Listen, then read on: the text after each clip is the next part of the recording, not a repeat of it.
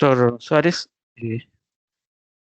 Empezaremos la clase, ya lo presenté y eh, va a ser el día de hoy la clase de cerebro. Entonces, doctor, bienvenido y son todos suyos, ¿no? Los alumnos. Hasta luego. Bueno, gracias, doctor Calderón.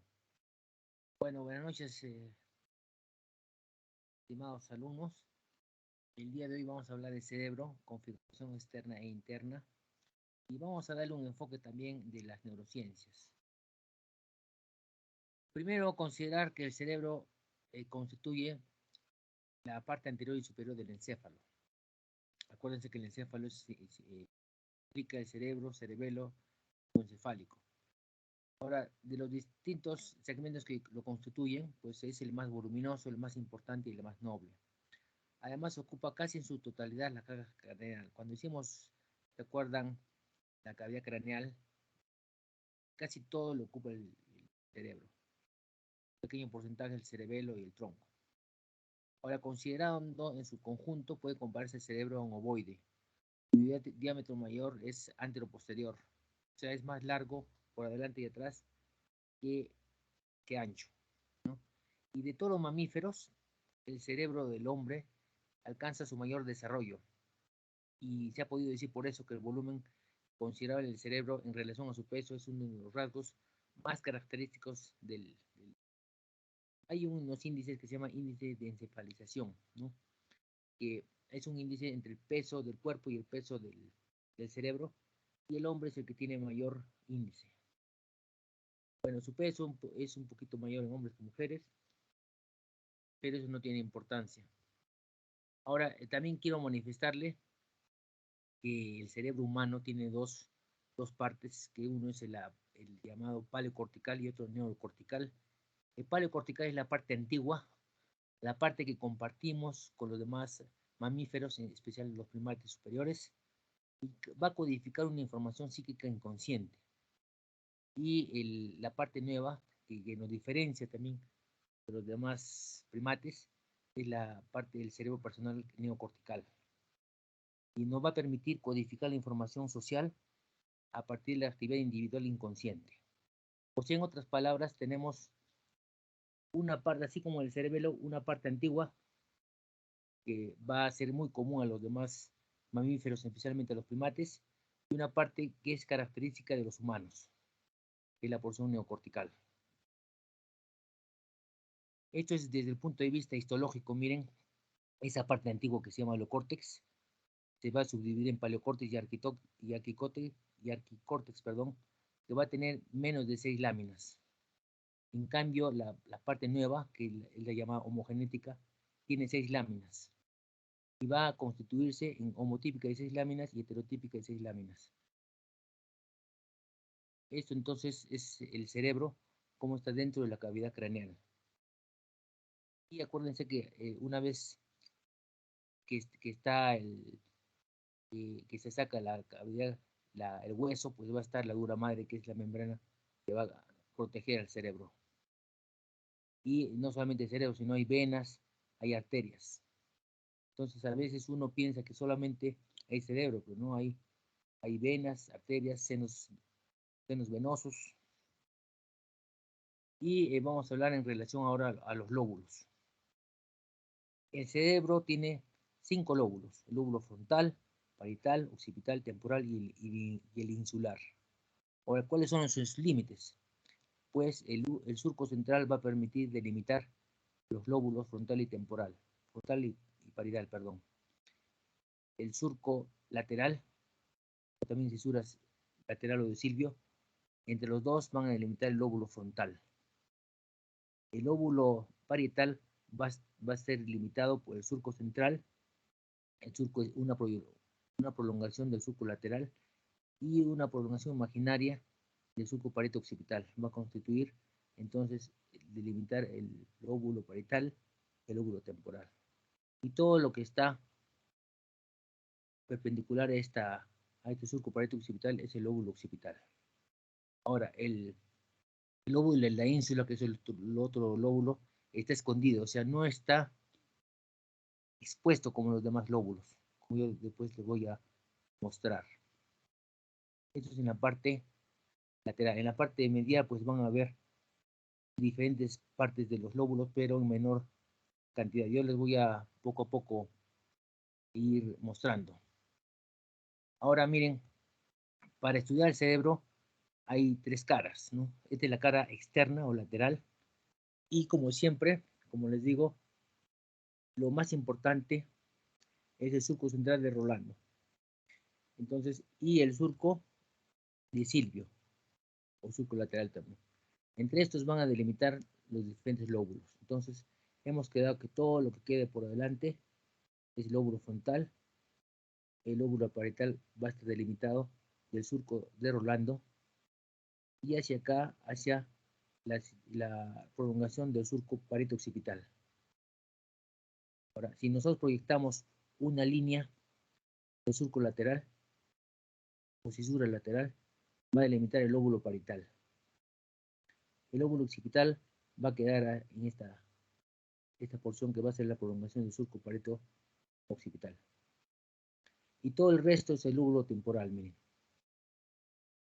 Ahora, si disgregamos todos los surcos, pues va a haber tres surcos en el lóbulo frontal: el surco precentral, el surco frontal superior y el surco frontal inferior. Dentro del surco lateral va a haber pequeños ramos, un ramo anterior, un ramo ascendente y un ramo posterior. Entonces, todos estos surcos van a delimitar circunvoluciones. Ahora, ¿cuáles son esas circunvoluciones? Pues la circunvolución precentral o frontal ascendente, la circunvolución frontal superior, frontal media y frontal inferior. Acá tiene particular importancia estos tres, la circunvolución frontal inferior, porque van a dar los llamados girus orbitalis, que se encuentra hacia adelante de esta prolongación ramo anterior, girus triangulares, porque esta forma viene como un triángulo, girus operculares. Ahora, en el lado izquierdo, tanto de girus triangulares y operculares van a ser el asiento del área de Broca. A nivel, entonces, detrás de este surco central de Rolando y delimitando por atrás por el surco parieto-occipital queda el lóbulo parietal. Entonces, ¿qué surcos encontramos ahí? Encontramos el surco postcentral, el surco intraparietal. Entonces, entre estos surcos van a delimitar tres circunvoluciones. Uno es la circunvolución postcentral o parietal ascendente, el lóbulo parietal superior y el lóbulo parietal inferior. Aquí entonces hay tres circunvoluciones. Sin embargo, la inferior hay dos giros importantes. Dentro de la prolongación, miren, del surco lateral, hay una prolongación hacia adelante. Entonces, lo que va a rodear a este surco va a constituir la circunvolución supramarginal. Lo que va a rodear al surco temporal superior es la circunvolución angular. Ahora, en relación al lóbulo temporal, como ya les dije, el límite es el surco lateral de Silvio, una prolongación de la cisura va a delimitar el parietal y todo lo que viene, línea imaginaria acá, perdón, esta línea imaginaria va a delimitar todo lo que resta es el lóbulo temporal. Y va a tener también tres surcos: surco temporal superior, medio e inferior. Y va a delimitar las circunvoluciones temporal superior, media e inferior. Ahora, en la circunvolución temporal superior es importante enmarcar que por dentro y en la parte posterior están las circunvoluciones transversales de Heschel, que van a ser el asiento de las sensaciones auditivas, como ya después lo voy a mostrar. Acá en el lóbulo occipital, en la parte externa, no tiene nombres, digamos, de alguna forma muy llamativos. Lo único que se puede ver es surco calcarino. Más al lóbulo occipital va a poder verse por la cara medial, como vamos a ver después. Entonces, esta es la otra cara, la cara medial. Acá está el surco del cuerpo calloso, como ven aquí. El surco calloso marginal, hacia aquí. El surco paracentral. el surco parieto-occipital, como yo les dije, el surco calcarino. Entonces va a delimitar por acá el lobulillo paracentral, que no es sino la continuación interna de la circunvolución frontal ascendente y parietal ascendente, o sea, el área donde está la función motora y la función sensitiva, ¿no? Esta área se llama gyrus, es el lobulillo cuadrilátero o precuña, y esta es la cuña donde va a estar aquí a nivel del surco calcarino, va a llegar todas las aferencias de alguna forma de la visión, ¿no? Entonces es lo que puede verse a nivel de la cara medial. También vemos en la parte medial, miren, la circunvolución del hipocampo, que lo vamos a ver más con mayor detenimiento en la cara basal. Entonces en la cara basal ustedes ven, miren, este es el lóbulo frontal, el lóbulo temporal. Entre ambos constituyen lo que se llama el valle silviano. Aquí ves, este es el valle silviano. Entonces el lóbulo frontal se ve más pequeño y acá está un lóbulo largo que es por la proximidad el lóbulo temporo-occipital. O sea, en la base casi no hay una división de estos dos lóbulos, ¿no? Entonces, ¿qué encontramos o qué surcos encontramos a nivel del lóbulo frontal? Encontramos el surco olfatorio. Entonces se llama así porque va justo ahí, se va a sentar la cintilla, el tracto olfatorio. Acuérdense que el tracto olfatorio estaba en relación a la lámina cribosa del esmoides, ¿no? Entonces encontramos también los surcos olfatorios que tienen esta forma de H y no tienen un nombre propio, ¿no? Simplemente se llaman circunvoluciones orbitarias. Ahora, a nivel del lóbulo temporo-occipital en la base, sí hay surcos. Entonces, como ya les dije, hay una circunvolución temporal inferior que es esta, la de acá. Luego otro surco occipito-occipital, perdón, occipito-temporal, el surco rinal y surco colateral que queda por acá. Entonces, entre el surco rinal y colateral y el surco del hipocampo va a estar la circunvolución parahipocámpica, que va a rematar en el uncus, acá, uncus o gancho, ¿ven? Como un ganchito, o sea, se dobla. Entonces, va a dar lo que se llama la circunvolución parahipocámpica. Y hacia atrás va a estar la circunvolución colateral. Ahora, toda esta franja larga es la circunvolución, o una forma fusiforme, es la circunvolución occipito-temporal. Miren, el otro lóbulo es el lóbulo de la ínsula, que solamente se ve cuando se va a separar los labios. Miren, ¿ven? Es el frontal, es el temporal, se abre y se va a ver esa estructura, que es el lóbulo de la ínsula. Entonces acá también se puede ver diferentes estructuras y surcos.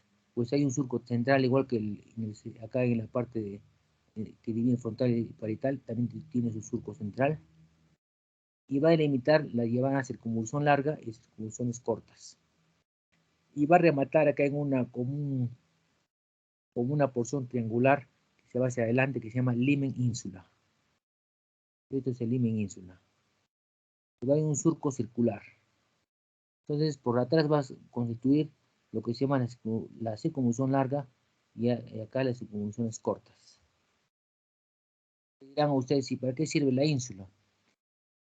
Bueno, en relación a la función de la ínsula, se cree que es un área importante para planificar o coordinar los movimientos articulatorios, o sea, para poder hablar. Igualmente se piensa que interviene en la percepción de las sensaciones gustativas. Estos son ya fotos de preparados anatómicos. Así es como realmente se ve el cerebro, miren. Bien, acá está la circunvolución frontal superior, frontal media.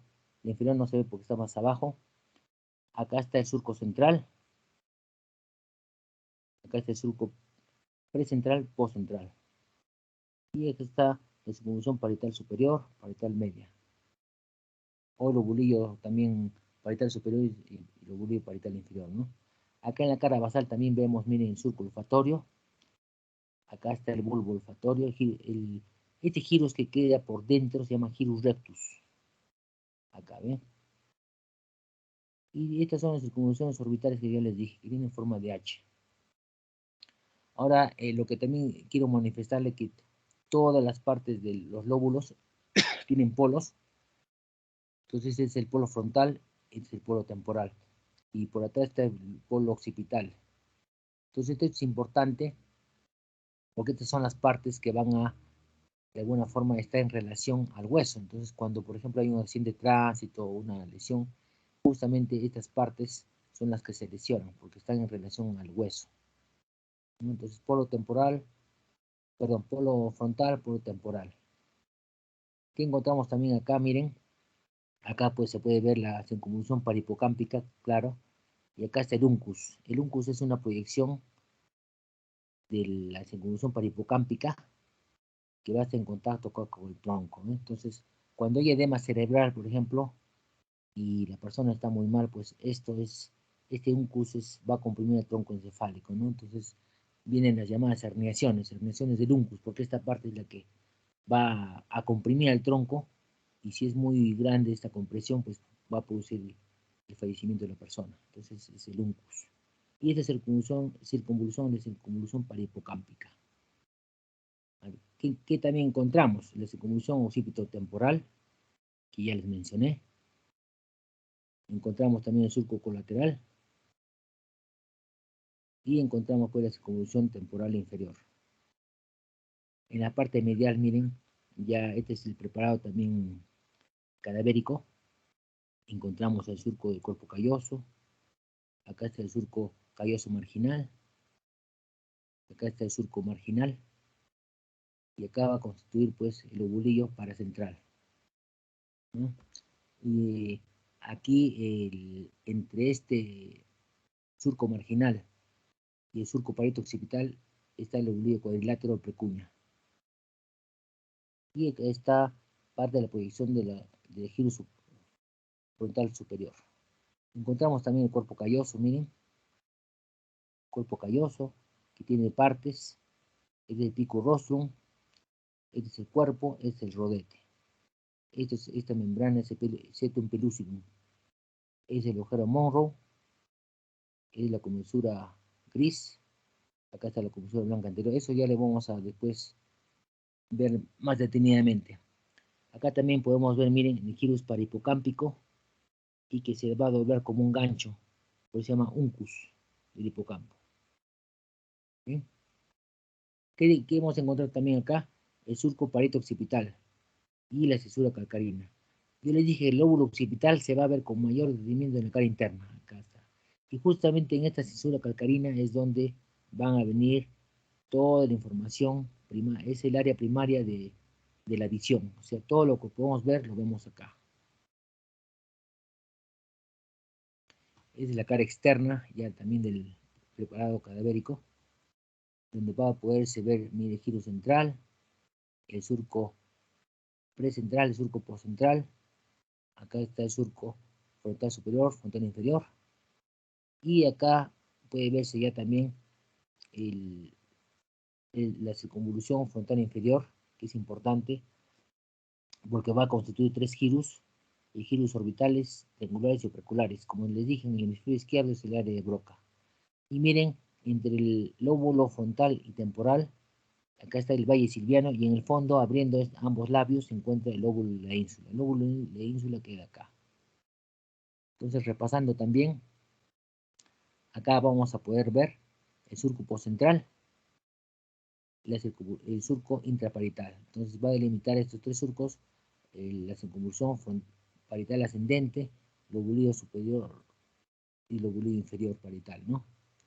Y dentro del parietal, acuérdense que está el gyrus supramarginalis y gyrus angulares, ¿no? El supramarginal está en relación a la prolongación, miren, de la cisura de Silvio, y el angulares está en relación a la prolongación del surco temporal superior. Esto es importante porque son áreas de lenguaje, ¿no? En la parte externa también, como ya les he dicho, no se ve mucha característica anatómica en la parte externa, ¿no? En la parte interna sí. Y este es también un corte ya que implica el tronco. Aprovecharé para mencionarles que miren, acá se ve el cuerpo calloso, acá está la rodilla, el cuerpo, el esplenium, el cuerpo calloso. Acá está estos son los ventrículos laterales, este es el fornix, este es el tercer ventrículo. Entonces, primero, cada uno de los laterales es 1 y 2, es ojero morro, el líquido viene por acá, es el conducto de Silvio, es el cuarto ventrículo. Ya los hemos estudiado, se acuerdan en el cerebelo, ¿no? Entonces, acá también se ve muy bien claro el surco parieto occipital. Acá es el sudo calcarina. Entonces, acá también en este corte anatómico se ve claro, miren, la circunvolución parihipocámpica, el uncus, se ve el tronco también, se ve la circunvolución occipitotemporal, se ve también el gyrus rectus, circunvoluciones orbitales. Este es un corte vertical, miren cómo el cerebro no solamente es corteza, sino también sustancia blanca. Y las sustancias blancas son fibras. Acá también pueden verse los ganglios basales, miren. O sea, los ganglios basales son acúmulos de neuronas que van a constituir los núcleos. Lo ven acá blanco, acá lo ven gris. Estos son los ganglios basales, que ya no lo voy a tocar mucho porque eso es parte de otra clase, pero acá está el núcleo caudado, es el núcleo lenticular, el tálamo. Y estas cavidades son los ventrículos que después les voy a mostrar, ¿no? Estos son los conos frontales, conos temporales. También quiero remarcarles que el cerebro, pues, no solamente está ahí, como ya les dije, hay vasos, tanto arteriales como venosos.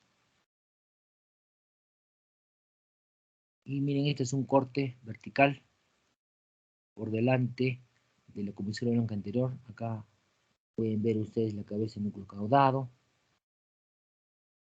Un corte más, un poquito más atrás, ya se puede ver el núcleo lenticular. Comienza a verse ya el tálamo, el copo amigdalino. Acá ya se ve la parte posterior del tálamo. Solamente es para que más o menos se orienten, es que no, esto lo van a estudiar como yo detenimiento cuando hagan los ganglios basales. Remarcar, miren que también hay sustancia blanca, no solamente es corteza. Este es un corte, miren, horizontal, donde nos permite ver el óvulo frontal, el temporal, entre ambos, miren cómo escondido está, este es el óvulo y la ínsula. Es la corteza y la ínsula, ¿bien? Acá también podemos ver el óvulo occipital, los lóbulos occipitales, y estas son las cavidades ventriculares, que se llaman cuerno frontal, cuerno occipital, y en la parte del temporal, cuerno temporal. Ahora vamos a hablar de los ventrículos cerebrales. Entonces, se nombran con números romanos, los ventrículos laterales 1 y 2, que son estos. Entonces, corresponden a las cavidades de los hemisferios cerebrales, y si tiene acceso a través del agujero de Morro que se queda por acá. Entonces, este foramen de Morro va a comunicar, este es de un lado, pero falta el otro. Entonces, cada uno de estos dos, ambos lados, van a desembocar en el tercer ventrículo, que sería este. Ahora, en este tercer ventrículo, ¿qué estructuras vamos a ver de adelante a atrás? Vamos a ver el infundibulum, el tubo cinereum, vamos a ver el cuerpo mamilar, que es este, el tegmento mesencefálico y el acueducto de Silvio. Este acueducto de Silvio va a comunicar el tercero y el cuarto ventrículo. ¿Se acuerdan? El cuarto ventrículo queda delimitado por atrás por el cerebelo y adelante por la mitad de la protuberancia y la mitad del bulbo. Y luego de este líquido va a ir hacia la pared, hacia el espacio subaracnoideo. Ahora, el líquido cefalorraquídeo que se forma va a formarse en los plexos coroideos de los ventrículos, del primero, segundo, tercero y cuarto. Y va a absorberse a nivel de vellosidades aracnoideas. Ahora, ¿dónde quedan eso? Pues quedan a los lados de los senos venosos. El volumen total líquido más o menos de 80 a 150 mililitros considerando el líquido que hay en el ventrículo y en el espacio subaracnoideo. Sin embargo, son en el ventrículo hay 15 a 40 mililitros.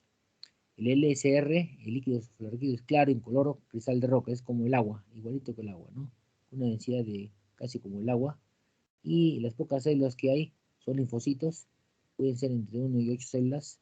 Y el nivel de glucosa más o menos la mitad del nivel sanguíneo. Y la cantidad de proteína es muy bajo, es de 15 a 45 miligramos por decilitro. Estos son los ventrículos, miren. Dependiendo de dónde van, se llama cuerno occipital, cuerno temporal, cuerno frontal. Acá se puede ver con mayor detenimiento. ¿Sí? Y estos son ya preparados anatómicos donde muestran cómo son las.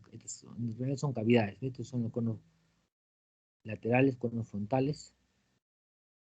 Estos son los llamados ventrículos laterales, ¿no? El 1 y 2.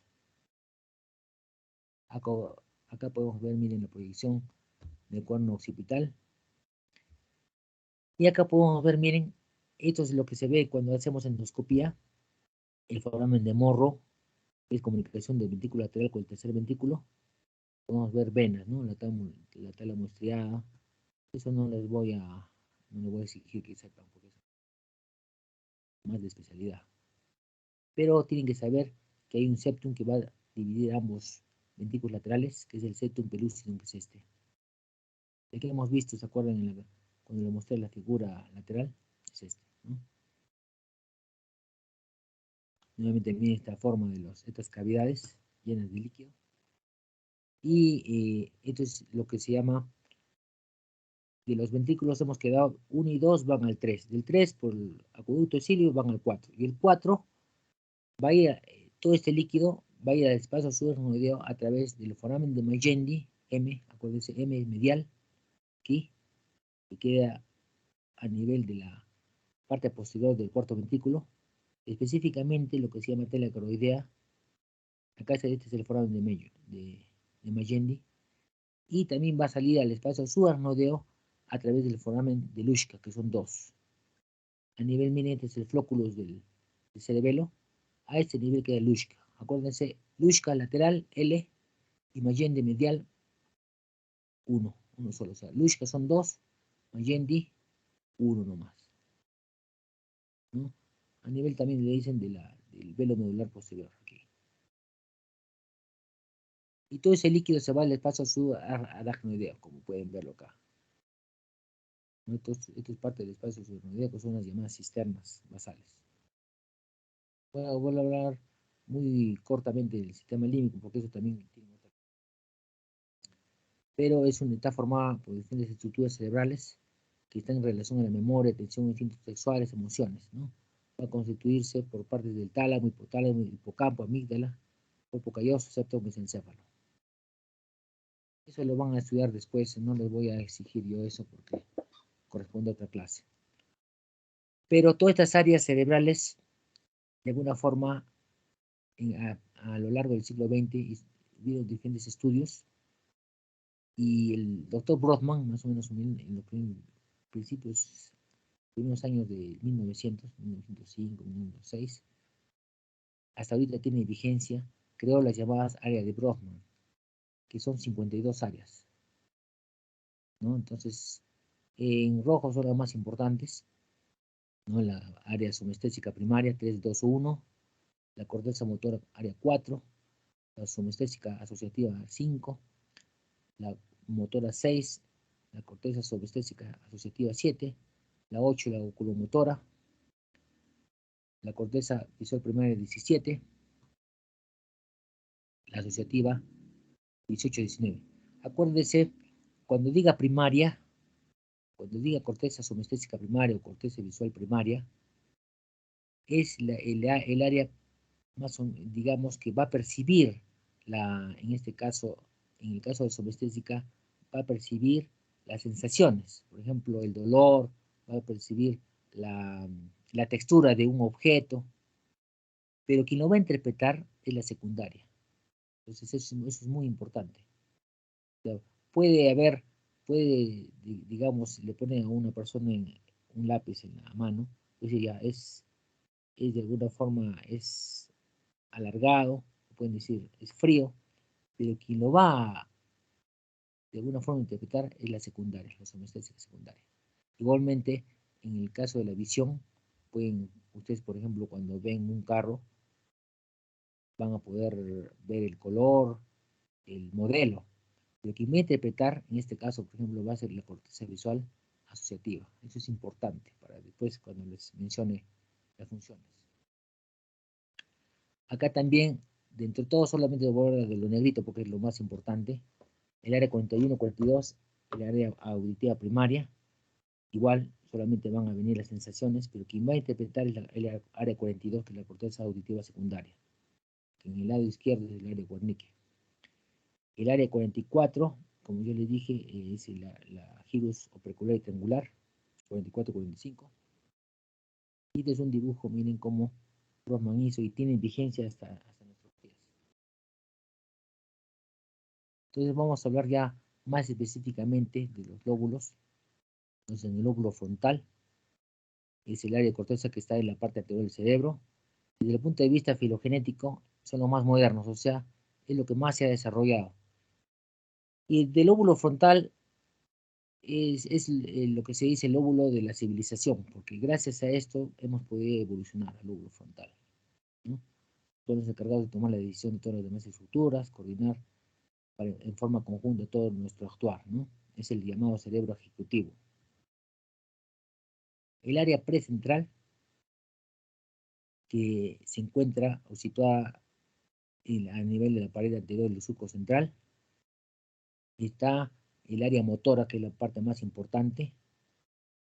Entonces, el área motora, aquí están las neuronas gigantopiramidales de Betz, y de acá va a partir la piramidal que va a permitir la motilidad del cuerpo, del hemicuerpo contralateral. O sea, el lado izquierdo va a controlar el lado derecho, el lado derecho el lado izquierdo, ¿no? Como ustedes ya saben, por la decomposición de las pirámides, ¿no? El área premotora, el área motora entonces es el área 4 de Brodmann. El premotor es el área de 6 de Brodmann.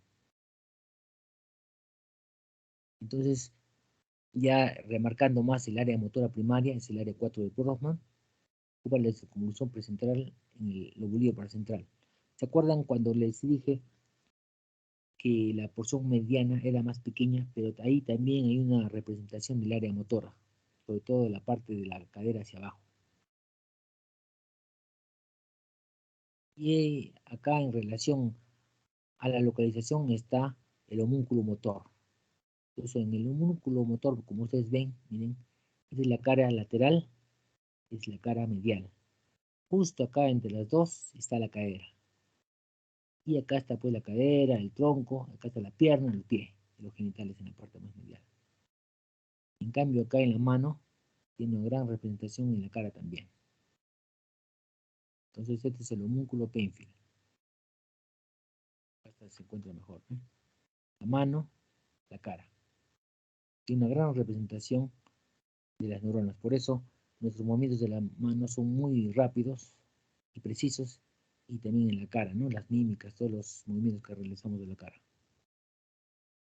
O el área promotora, que es por delante del área motora, pues es más ancha, no tiene solos criminales de Betz, y recibe aferencias del tálamo, la corteza sensitiva y los ganglios basales, ¿no? Almacena los programas de la actividad motora como respuesta a experiencias pasadas. O sea, ahí está toda la representación de los movimientos que ya los hemos hecho, y ahí va a interpretar lo que recién vamos a hacer, ¿no? Entonces, como ya les manifesté, cuando se lesiona la corteza motora, pues habrá una parálisis del lado contralateral del cuerpo y van a dañarse los movimientos finos y especializados.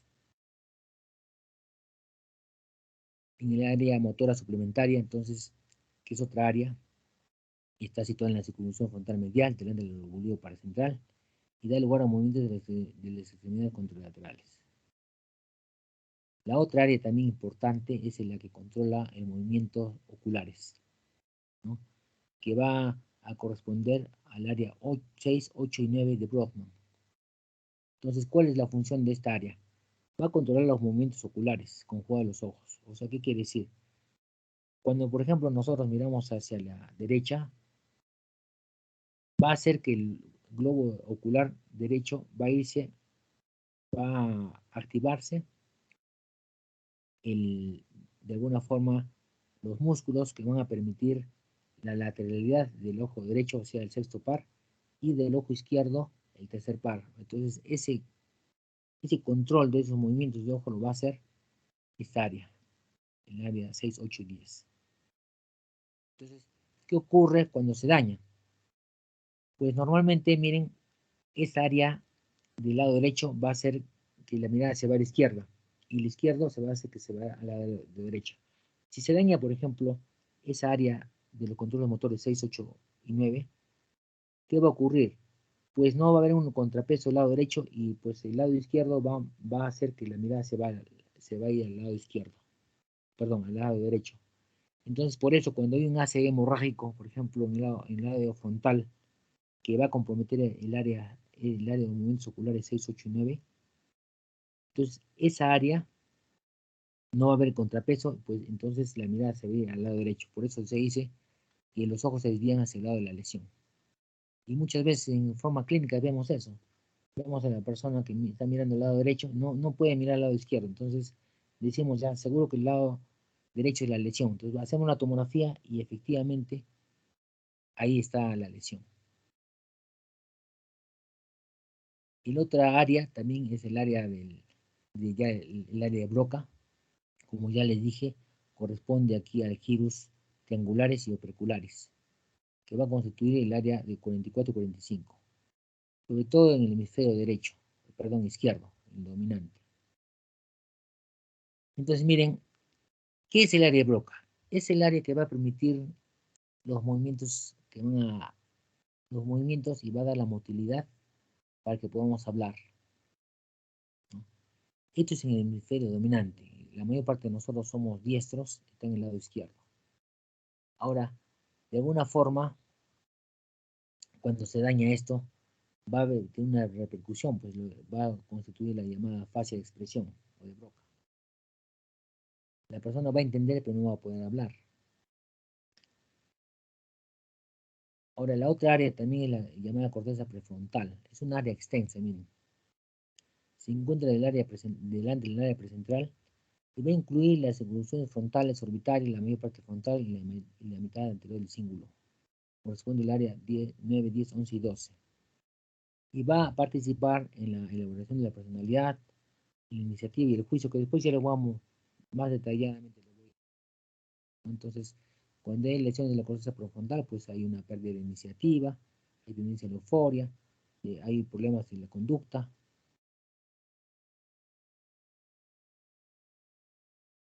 Aquí es para manifestarle que hay una conexión importante entre el área de Broca y el área de Wernicke. En un globo parietal, ¿qué cosa encontramos? Pues implica aquella área donde se encarga de recibir la sensación del tacto, dolor, calor, frío, todo lo que signifique sensaciones. Y se encuentra la parte posterior superior del cerebro. También se encarga de la asociación de toda la entrada sensorial. Pues el área somestésica, miren, como ya les dije, es el gyrus postcentral o parietal ascendente. Aquí se encuentra. Sí, acá es el motora sensitiva.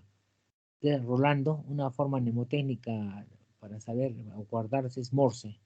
Motora, Rolando, sensitivo, Morse. Entonces todo lo que está detrás de la surco de Rolando, pues será sensitivo, ¿no? Entonces, de acuerdo al área de Brodmann es la área 321.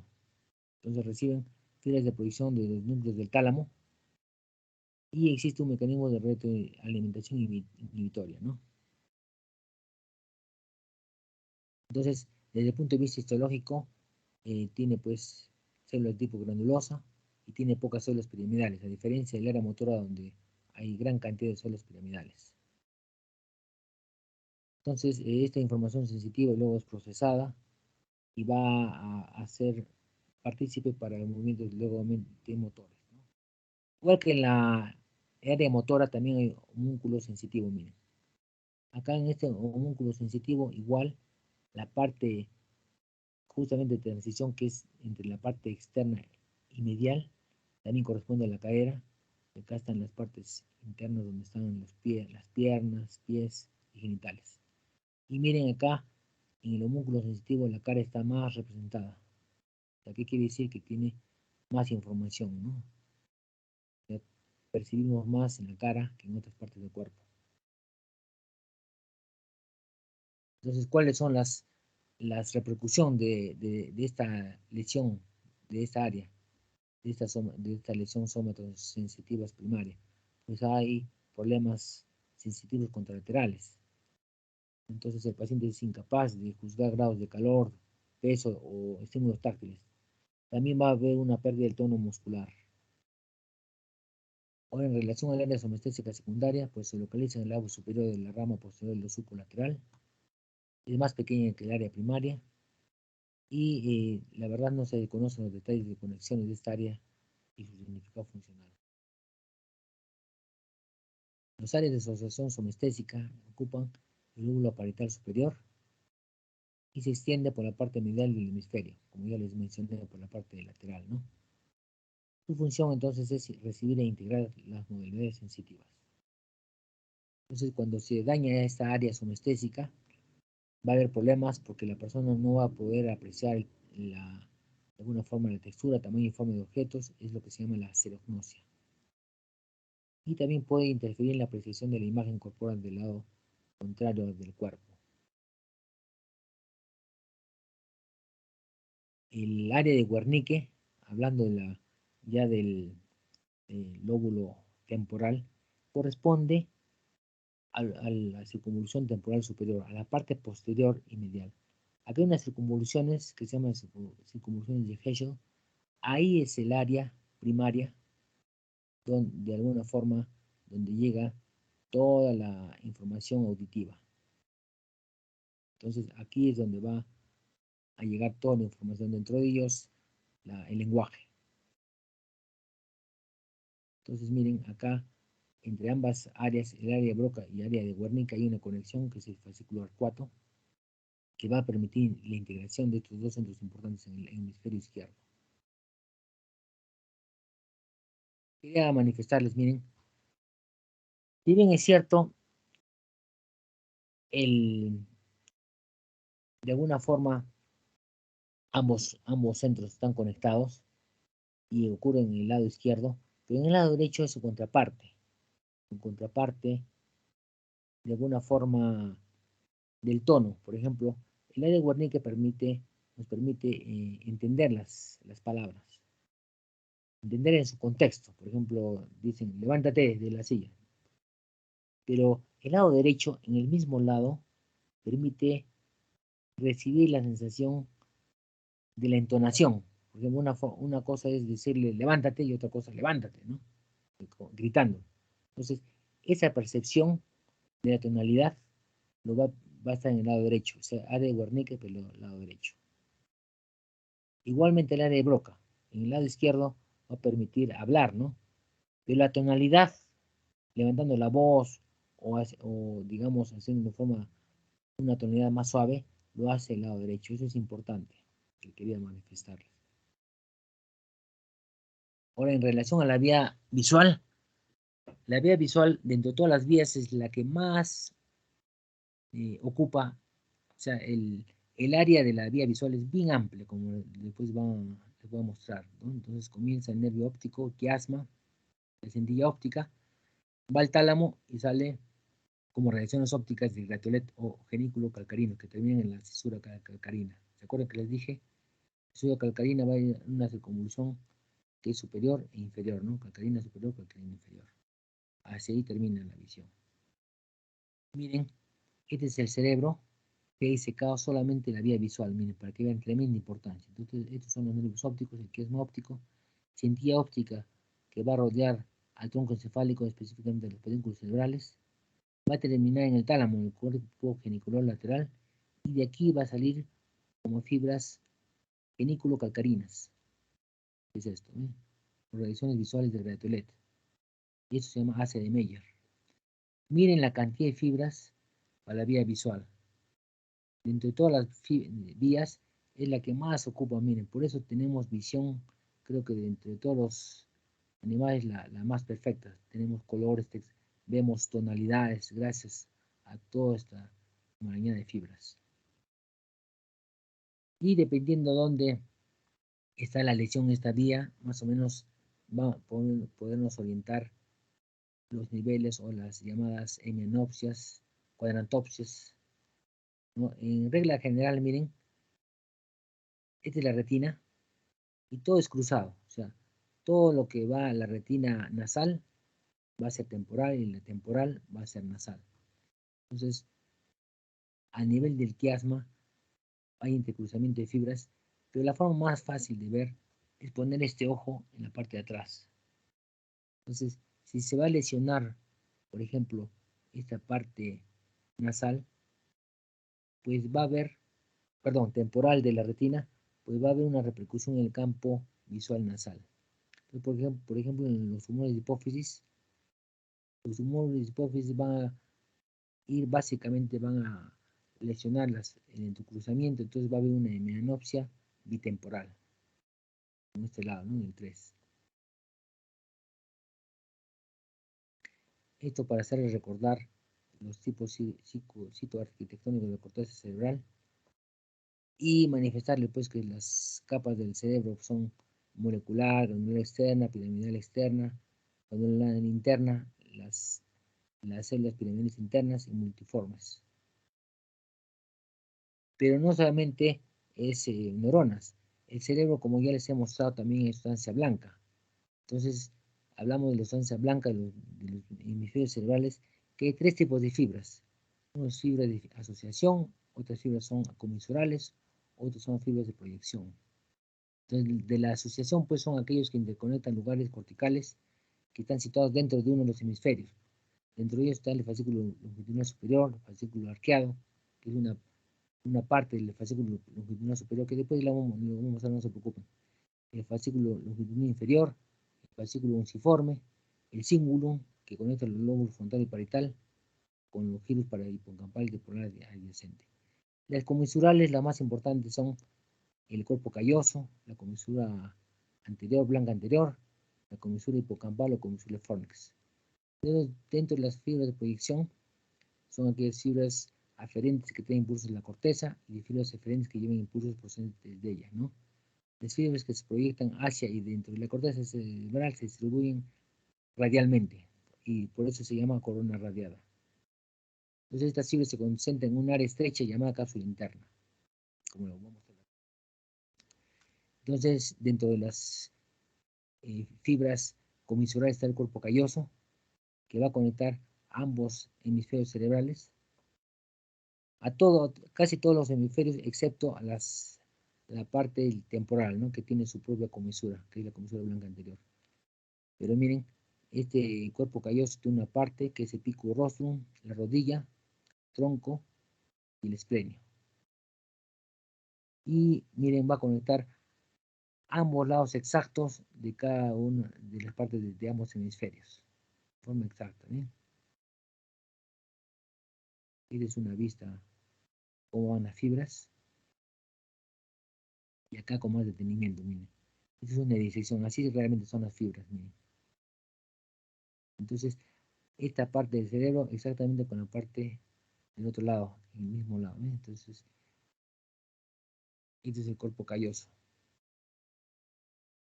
Otra forma o fibras comisurales es el llamado fornix, que es esta estructura, miren, que va a conectar también ambos lados del cerebro, sobre todo la porción temporal. Y esto es lo que se llama, esta parte del temporal es el llamado hipocampo. Lo que hemos visto la vez en las primeras láminas de ese girus hipocámpico, pero eso es el hipocampo. Es la parte más antigua que tenemos dentro de nuestro cerebro, toda esta parte, hipocampo, amígdala. Es el córtex, perdón, ya les mencioné, ¿se acuerdan? Entonces, es otra fibra comisural y va a ser muy importante en el sistema límbico. Y tiene esta forma, miren, parece una silla. Entonces va a conectar el hipocampo de un lado con el hipocampo del otro lado. Entonces va a tener, se llama fimbria, es el cuerpo del fimbrio, los pilares centrales del fornix. Y acá se puede ver el hipocampo, miren, ¿cómo es? Acá también se puede ver la fimbria, blanquito.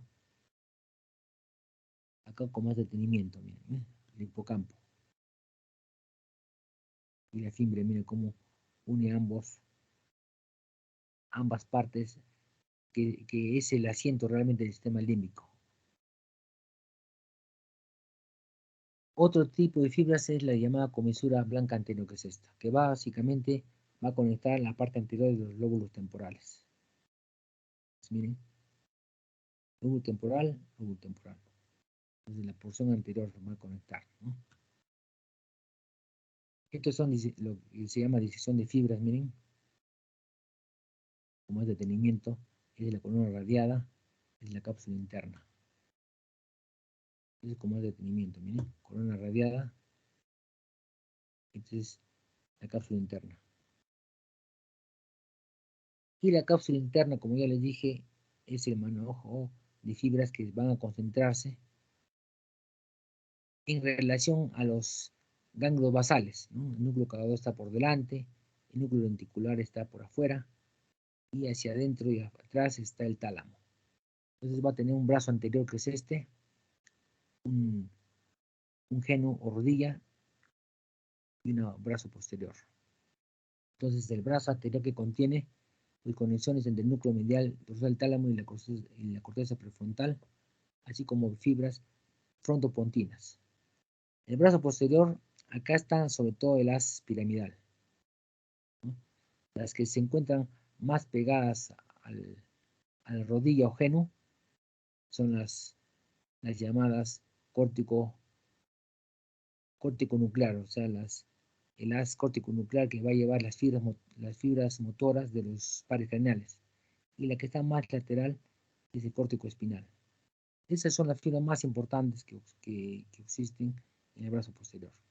Luego en la región retrolindicular están también, por acá pasan las radiaciones visuales, como hemos visto, y las radiaciones auditivas también.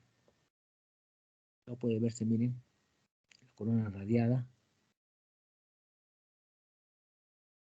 Y estas son las fibras de asociación que ya les dije, longitudinal superior, longitudinal inferior. Longitudinal superior va a permitir conectar un lóbulo frontal con un lóbulo occipital. La longitudinal inferior, lóbulo occipital con el temporal. El fascículo uncinado va a permitir conectar el lóbulo frontal y temporal. Acá se puede ver, miren, corona radiada. Estas son disecciones de la estancia blanca. Entonces acá está el fascículo longitudinal superior que va a unir el lóbulo occipital con el frontal. El longitudinal inferior, el occipital con el temporal. El fascículo uncinado, que es importante para el lenguaje, que va a permitir conectar, miren, el área de Broca con el área de Wernicke. Acá es una disección, miren, acá se puede ver también las relaciones visuales. Es un recordatorio del sistema motor como parte del área 4. Y este es un aporte neurocientífico, como el cerebro, las diferentes áreas van a ser el asiento de diferentes tipos de memoria. Entonces acá hay un área de asociación prefrontal, que es el asiento de las emociones, perdón, de la conducta, el área de asociación límbica, que es de las emociones, y el área de parieto temporo-occipital, donde se almacenan todos los conocimientos, todo lo que conocemos del mundo. Por eso acá, en forma general, cuando se lesiona el neocórtex afectivo va a haber anafectividad, neocórtex cognitivo la agnosia, neocórtex cognitivo la apatía, ¿no? Y este es también un aporte neurocientífico en relación al hemisferio derecho, o sea, qué es lo que controla más el hemisferio derecho. Entonces se dice que no tiene relación con la conciencia, o sea, de alguna forma la persona no se da cuenta con el hemisferio derecho de lo que es casi no verbal, es musical, es sintético, es holístico, funciona como un todo, es geométrico y espacial, ¿no? ¿Ya? Lo utilizamos más de alguna forma cuando tenemos actividad espacial, cuando conducimos el carro, cuando cuadramos, más utilizamos el hemisferio derecho. En cambio, el hemisferio izquierdo tiene relación con la conciencia, o sea, gracias al hemisferio izquierdo nos damos cuenta más del mundo. Tiene funciones verbales porque generalmente en la mayoría de personas está en las áreas del lenguaje, tanto Broca y Wernicke en el hemisferio izquierdo. Tiene relación a la ideación, o sea, el pensamiento, la imaginación está más en el lado izquierdo, es analítico, es aritmético. Eso es en términos generales que cada una de las funciones de los hemisferios, ¿no? Ahora, los conocimientos que hemos adquirido de las funciones cerebrales no han venido así por así, sino a lo largo de la historia han habido eventos que han permitido ver qué partes del cerebro tienen diferente función.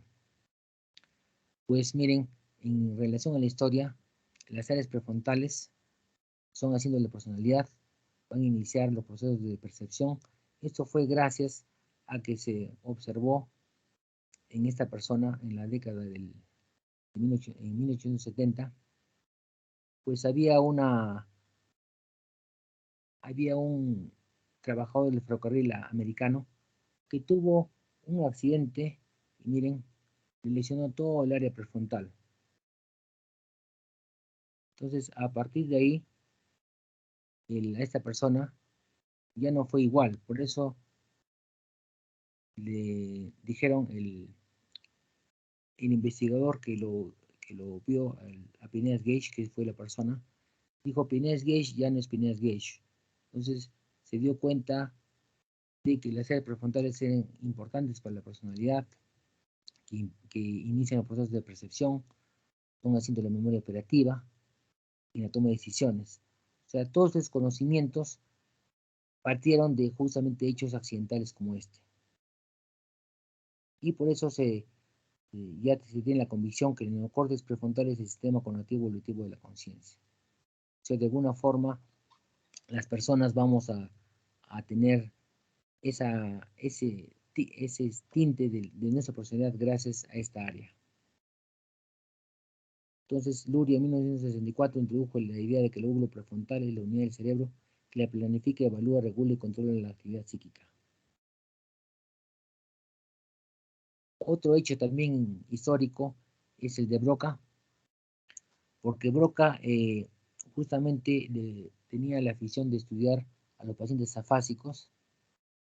Entonces, hay un señor que se llamaba Monseñor Le Borgne, apodado Tantán, que es la única palabra que articulaba, salvo alguna que otra palabra, pero más que todo decía Tantán. Entonces, este neurólogo, Paul Broca, a su muerte tuvo la suerte de hacer la autopsia y descubrió que justamente en esta área es la que estaba atrofiada, en este cerebro de ese paciente Tantán. Entonces, es así como descubrió el área de Broca.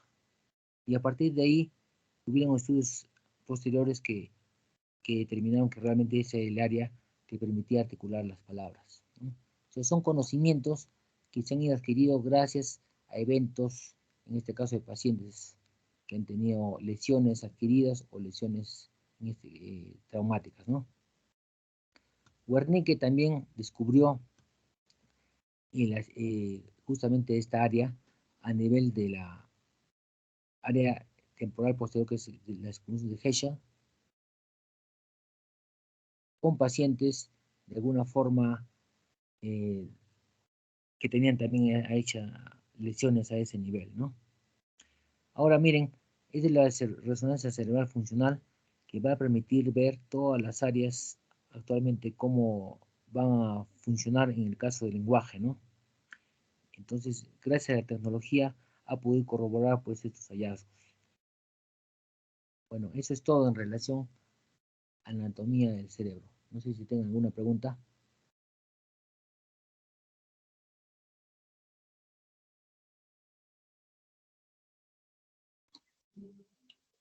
Muy bien, gracias, doctor. ¿Alguna pregunta?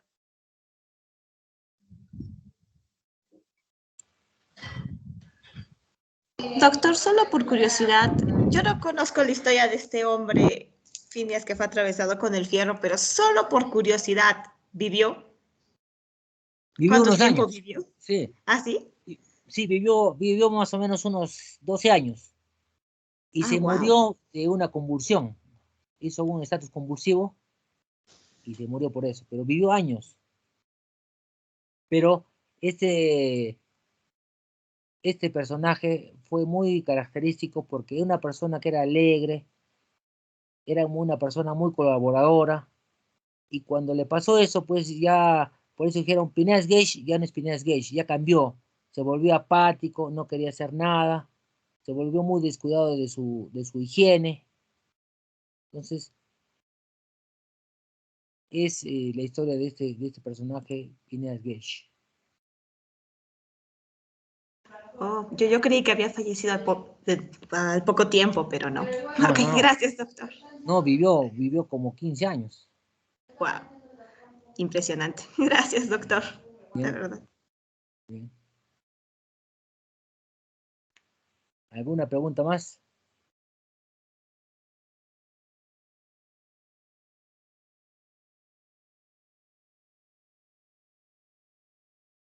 O sea, como ustedes pueden ver, todos los conocimientos que tenemos de la neurología no son conocimientos que han venido así nomás, sino que han tenido como punto de partida eventos como los que les he mostrado, ¿no? En estos dos casos. Doctor, disculpe. Sí, dígame. Sí, doctor, ¿podría volver a repetir, por favor, la mnemotecnia de Morsa?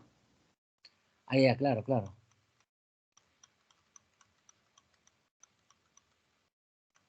Miren, cuando ustedes a veces no saben cuál es el área, digamos, les preguntamos, ¿no? ¿Cuál es la convolución que va de la cual parte la piramidal que controla el movimiento?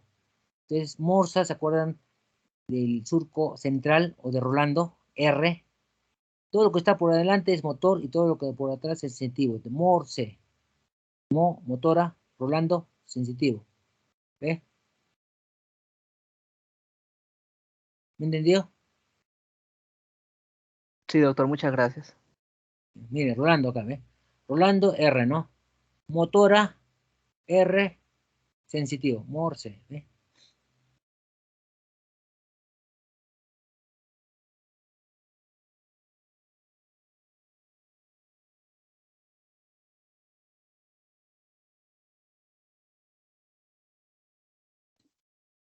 Bien, ¿alguna otra pregunta?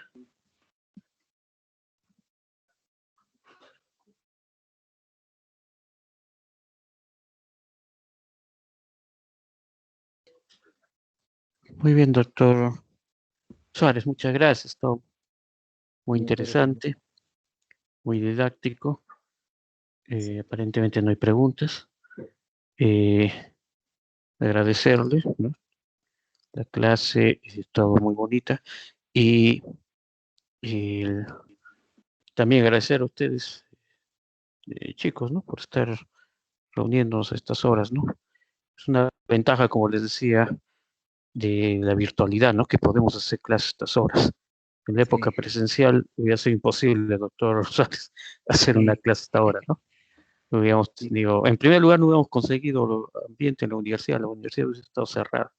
Entonces es una ventaja poder conectarnos sin riesgo para ustedes, ¿no? Porque están en sus domicilios. Hubiéramos tenido que hacerlo de repente ahí en la universidad, con el riesgo de salir tarde, medio complicado, ¿no? Entonces, es una ventaja, pero por otro lado, estamos dando horas adicionales a nuestros horarios, ¿no? Tanto el doctor Suárez, ustedes, alumnos como yo, ¿no? Por eso les agradezco. Muchas gracias, doctor. doctor Percy, Y, muchas gracias. Alumnos también, gracias por su ajá, atención.